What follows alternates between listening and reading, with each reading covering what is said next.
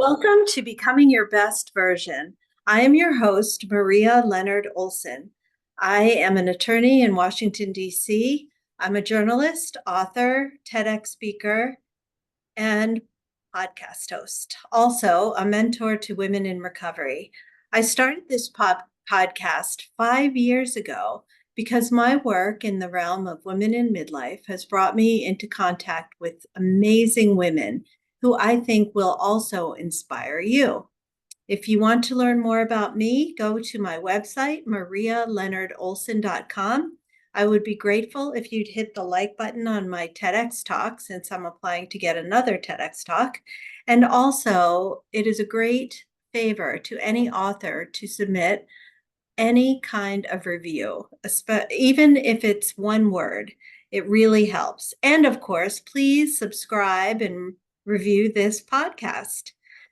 So, one of these women who I have met is our guest today, joining us from New York City, Anne Abel. She is an author and a storyteller. Her first memoir, called Mattie, Milo, and Me, about unwittingly rescuing an aggressive dog, was inspired by her Moth StorySLAM win in New York City. It was published in 2024. Her second memoir, called High Hopes, Bruce Springsteen and Me, about fighting depression by following Bruce Springsteen's Australia tour at the age of 60, even though she hates to travel and hates to be alone, won a Moth StorySLAM in Chicago. It will be published in September 2025, Bruce Springsteen's 76th birthday.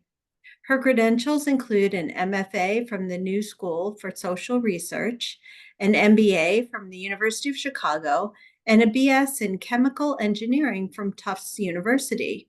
She has published on topics ranging from dogs, lovable and difficult, to coping with depression, family dysfunction, generational trauma, overcoming writer's block, and being a FaceTime grandmother.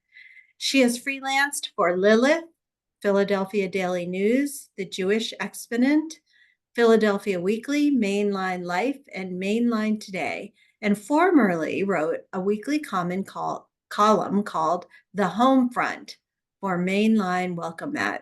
She taught English and creative writing at the Community College of Philadelphia. Anne lives in New York City with her husband, Andy, and their 15-year-old bischon, Chase, and Wendell, a 3-month-old cavapoo. Welcome, Anne. Thank you very much. It's so good to be here. So you've written books on two wildly divergent topics that I don't know if they are related at all. So let's start with your first book, Mattie, Milo, and Me, a memoir. Tell us why you wrote that book and tell our readers what it's about. Well, they may seem like they're different books, but they both come from the same place inside me. I suffer with severe depression, and both of these books are about different ways I coped with depression at different times in my life. With Mattie, Milo, and Me, I didn't want a dog in the worst way, but finally, after 10 years of saying no to my son, my goal was to be a good mother. After not having had a good mother at all, I wanted to be a good mother. So finally, after 10 years of getting him every kind of creature you could have in a cage, a tank, we were going to get an African hedgehog. I saw the headline in the paper said perfect pet, and it was his birthday, and I was like, this is it. And I called to get directions back in those days, and the guy said, well, he's really it's really a porcupine. You need to wear rubber gloves. And it was like, okay, it's sadly time for the dog. But one thing about me that I have found is I'm pretty open, and I didn't want this dog in the worst way. And we went to meet Mattie, and I was more depressed than usual as we got out there. But the minute this little 10-month-old Wheaten Terrier came bounding into the kitchen of the breeder, I just fell on the floor, hugging her. I was in love. And you wouldn't know that I had never wanted a dog, but Mattie was just, she was a hug. Like, she was just no work, and she just wanted to give love and take love. And it was perfect for everyone. My kids loved it, I loved her. And then one day I opened up the door and it was the UPS man. And he said, "I'm sorry, ma'am. I just hit your dog and killed her." Oh my God. Yeah, I still had my jacket on. I had just come home. I didn't even hear the truck coming up. And I collapsed to the floor. He had to go wait for the police, but I couldn't even go look at her. Anyhow, when I could finally pull myself up, I called her breeder, and I knew getting another dog wasn't going to help me miss her less, but I knew I needed a distraction to keep me from falling into the abyss. And I ended up the next day at a rescue, and just the most beautiful dog out in the meadow. And his name was Milo, and we nicknamed him Mellow Milo. That's just how perfect. And he's like 4 times bigger than I had wanted, but we think had been sedated, and he was a monster. He bit my kids within a few hours. I mean, he was a monster. And Wow. I don't even want like walking dogs, but I did not have the heart to take him back to the bed of rags. And and people for years would, at the time and for years after, would say, "Anne, it's amazing that you kept Milo. Good for you. Like, you're so amazing." And, I just never questioned it. And then I realized, as I've been talking to people about this book over the last several months, I realized that growing up, my mother would always say to me, "I was only 22 when you were born. I didn't want to have you. I had other things I wanted to do." So I think subconsciously, I knew what it felt like not to be wanted. And we were the third family Milo had been placed with in 18 months. We found out shortly. And I think that was why I felt so compelled to try to save him. Hmm. So, and despite everything, doing everything I didn't want to do, I fell in love with him, and that's the story of Mattie, Milo. And I learned that to open up your heart, to be open to new things, to getting a perfect dog, getting a horrible dog, but just sort of going with it and just doing your best, trying to do your best to do right by you and right by this other living being. Yeah, that's beautiful. Do you still have Milo? No, he died about 20 years ago, and one of my old passwords was Milo 1, Sam 2. And I just had to come up with a new password, which is now Chase 6, Wendell 7, because Wendell's our 7th dog now. So Milo was our second dog. Hmm. Um, So I am also intrigued that you competed for and won 2 Moth StorySLAMs. Not 3, every- actually, 3. Three. Yeah. Wow. Well, not everyone who's listening knows what that is. Can you tell the listeners what that is? Yes, it's just really, it's an organization that does a million things, everything related to storytelling all over the world on every continent. But one of the things they have in every major and many minor cities is what they call a Moth StorySLAM. Some of them are weekly, some of them are monthly, and they put the topics out months, weeks in advance. There's a topic, and you have 5 minutes to come up with a story that's 5 minutes long. It has to be, you can't read it. And then, but the really clever thing about it is you get a ticket, and you have to do it way in advance because they get sold out. So you get a ticket, you go, you put your name in a hat, in a bag. They put your name in a bag. You don't know if, and they will call 10 storytellers in an evening. And you don't know if 100 people put their names in or 3 people put their names in. And then what the first thing they do is they get 3 sets of judges, 3 teams of judges from the audience. And after each storyteller, each team gives a score and they write it down. And you don't know, like one of the slams that I won, I was the 10th person to be called, but I didn't know, so 9 people have gone, and I'm sitting there thinking, okay, well, I'm gonna go home in a few minutes. Tonight wasn't my night. And then they say, and the last storyteller of the night is Anne Abel. So it's really like you're sitting, and if my name's Anne, and if they call Andy, they'll call Andy, and you're like, okay, the adrenaline starts going.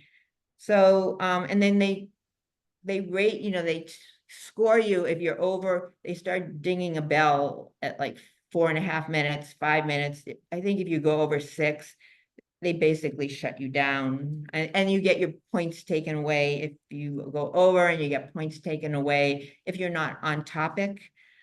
It's amazing. Like on a typical night, 300 people will show up on a weeknight to hear other people's stories. It's really fun. It's really a lot That's of fun. beautiful. I love it. So what was your third story slam about? Right. It was actually the first one I won, and this was in Chicago, where I learned about storytelling in 2016, actually. And the topic, it was Valentine's Day, and the topic was Love Hurts. And I told a story about in my 40s when I would go visit my parents. I started drinking before I'd walk in the door. I would down 3 airline-sized bottles of Johnny Walker Red. So it was a story about that. Interesting. So will you compete again? Do you have more To be stories? honest, I moved to New York in 2018, and I wanted to win one story slam in New York. And Mhm. then I won it was for April Fools, and the topic was bamboozled, and I won telling the story of being duped into getting Milo. So Mhm. short form really isn't my strong suit, and you really, when you're telling a 5-minute story, you've really got to hone it down. So I think I've moved on now. But it really, I suffer with terrible writer's block. In addition to terrible depression, I suffer with terrible writer's block. And it was storytelling that got me over the hump and made it possible for me to write these 2 books. And I'm working on a third. Great, great. So tell us about your upcoming book about Bruce Springsteen. Well, in 2000, the way the story goes, after having one desk too many thrown at me, the community college of Philadelphia where I had taught, I walked out the door and thought, I'm never coming back. But as soon as I was making a U-turn heading home, I was panicking because, as I said, I suffered with severe depression. My kids were grown on opposite coasts. My husband traveled a lot. I was 60 years old. Without the structure and focus of teaching, I was terrified of falling into the abyss. I'd already been inpatient twice. I'd had 3 regimens of ECT, over twice inpatient and once outpatient. I just was not doing that again, but I needed to come up with something. And as I was merging onto the expressway home, I thought, I know, I'll go to Australia. This is October, in February, and see Bruce Springsteen's tour. And I hadn't known I hadn't known what a Bruce Springsteen was 18 months earlier. My I grew up in this very restricted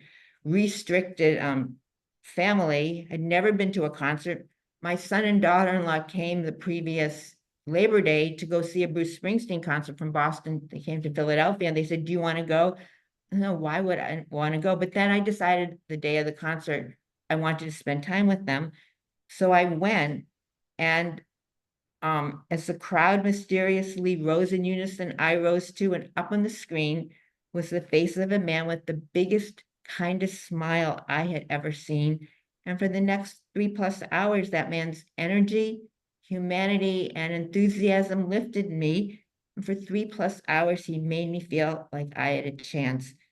So the day I quit my job, even though I hate to travel and I hate to be alone, I went home and I booked the trip for Wow. February. It was 26 days, 5 cities, and 8 concerts. And I wasn't going for fun because I don't do fun. I Uh-huh. was going to just give myself some structure, and I was terrified. I was I was, if I could have just like disappeared from the universe, I would have done that. But I didn't go to change.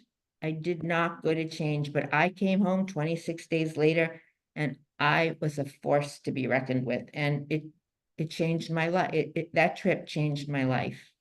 Wow. What did your family think of this plan?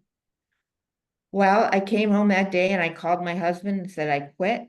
And he's like, I said, and I'm going to Australia. And he had a sabbatical. He's a professor. I said, do you want to go with me? He said, I understand why you quit. You've been, it was a rough group. And I said, you're on sabbatical. Do you want to go? He said, I don't like Bruce Springsteen. I don't like stadium seats. No. And actually, about a month before the trip, my husband would do anything for me. I mean, he is just really supportive. And about a month before the trip, I was watching him pack for a business trip. And I just got up out of bed and I stood there, and he's taller than I am. I looked up at him. I said, Andy, you would do anything for me, but you won't go to Australia with me for this trip. And it was like, he looked at me, he said, all right, I'll go. And in like a split second, a fraction of a second, I just envisioned us running from airport to airport. He wouldn't be able to do his work. And I just saw like the 24 days. And I just looked at him and I said, that's all right. I'll go myself. And I mean, we had been married when I came home 35 years. Really, I mean, a really good, and for 2 years, we were literally throwing our crate and barrel dishes. He started it. He would throw them. We had to like replenish. And he had a divorce lawyer. I mean, it was really serious. I just, I came home and we Philadelphia. I got him to move to Chicago for work for what was supposed to be 4 months. I ended up staying there 2.5 years, and he was commuting from Philadelphia to Chicago. And then we were supposed to move back to Philadelphia. And I just said, I'm not going. And we ended up, he said, well, you're the one who's not happy. You figure out where you want to live. And I just said, okay, New York. And that's how we ended up here. And it was Wow. the best moves I've ever, literally and metaphorically. He sounds like a great partner. He is. That's the third memoir, is about that. Nice. So you said that when you came back, you were a force to be reckoned with. In what way? Like, what are some of the changes that you felt or that others observed about you? Well, and I'm going to keep saying this about my depression. And we know when I told people, my friends and acquaintances and family, what I was doing, and people just rolled their eyes. Oh, it must be nice to be able to just go run across the world to follow Mhm. Bruce Springsteen. No one appreciated that I was fighting for my life. I mean, I was severely depressed and I was trying to keep myself afloat.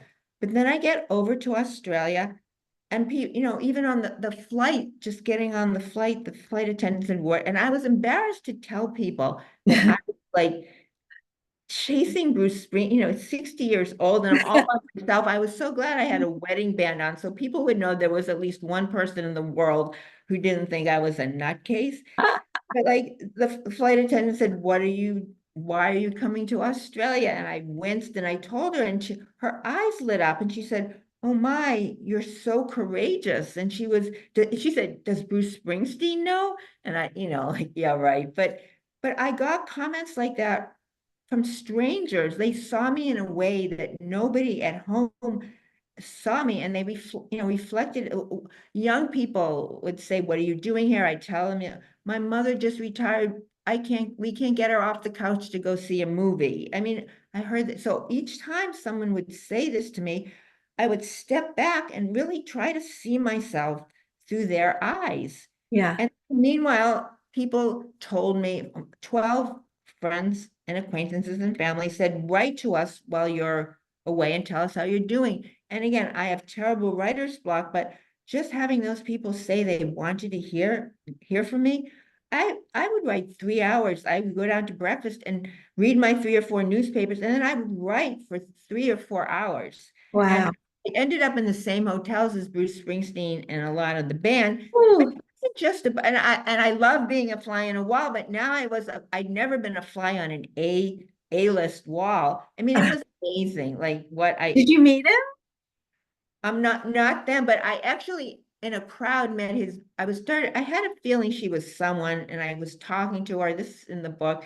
And finally I said, after this conversation, we talked about being grandmothers, and I said, well, who are you? And she said her name, and she said, I'm Bruce Springsteen's manager of 36 years. And then, I mean, Oh, but and then she had a big role in like something that happened to me on the trip. But then I came home and I had all these stories and I was so excited about telling them. And I had this energy, this positive energy that I had never had before. And I wow. was determined not to lose it. But I got home and my friends, they just wanted to see me as a depressed person. Mm. They had this image of me and they didn't want to hear my stories. They just put me down. And I left. We went to Chicago for 4 months. I never went back to Philadelphia. And that and then I got to Chicago and it was just the first day I was there, I started doing improv because what do you do in Chicago?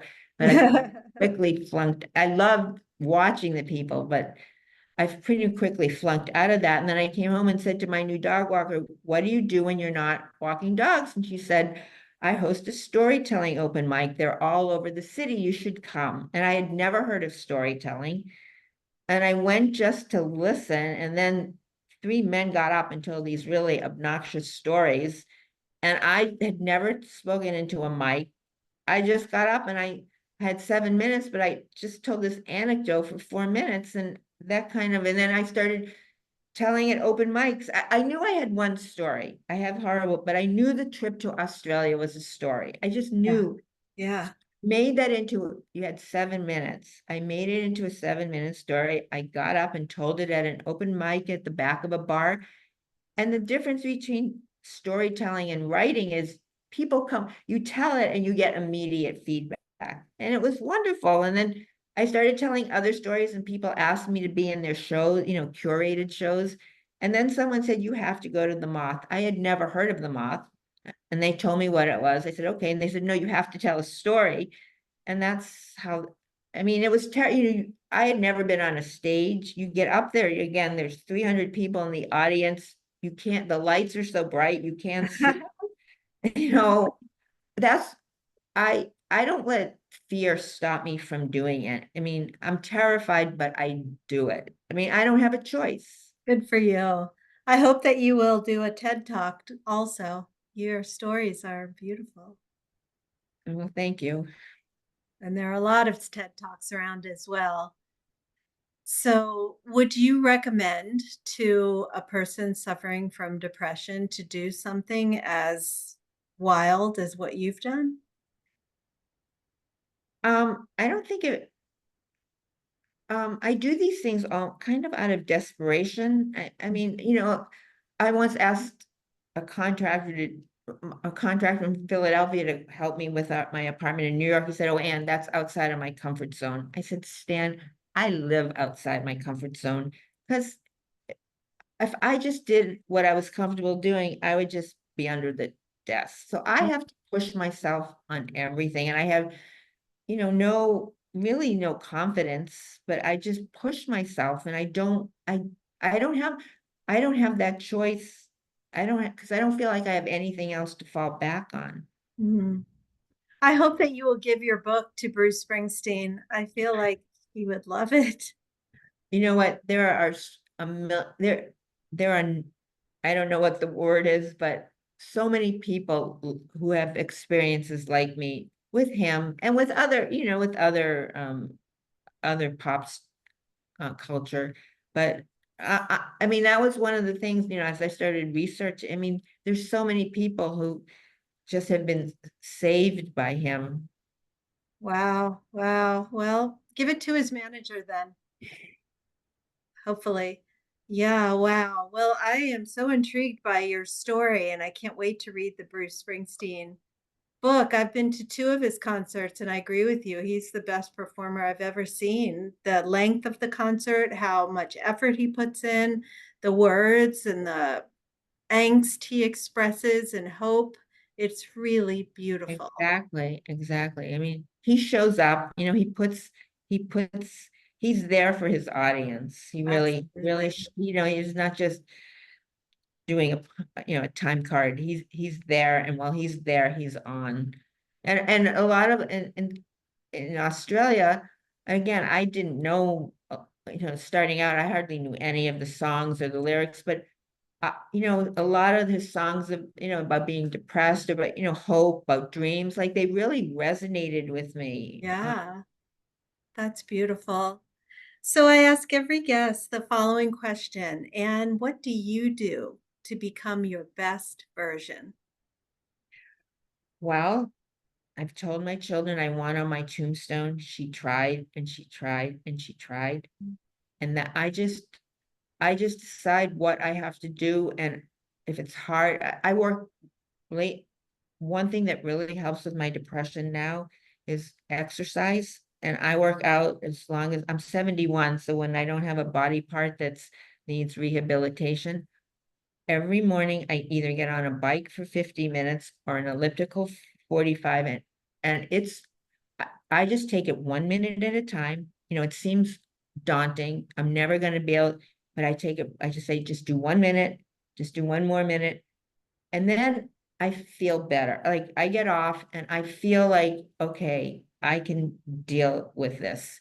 I Yeah. can deal with what I have to do, but I don't let, I, I just don't let fear stop me from doing anything. And I just do it. I mean, I'm not always comfortable doing it, but I do it. And part of it is also what's the worst that's going to happen. Yes, yes, yes. I believe very much in that quote that courage is not the absence of fear, but feeling the fear and doing it anyway. And you have personified that and modeled it for your children and in your books, and probably for the students that you taught as well. And I am so happy that our paths crossed. So you Sure. can learn more about Anne at anneabelauthor.com. She's also on TikTok and Facebook And Instagram also. and Instagram. Okay.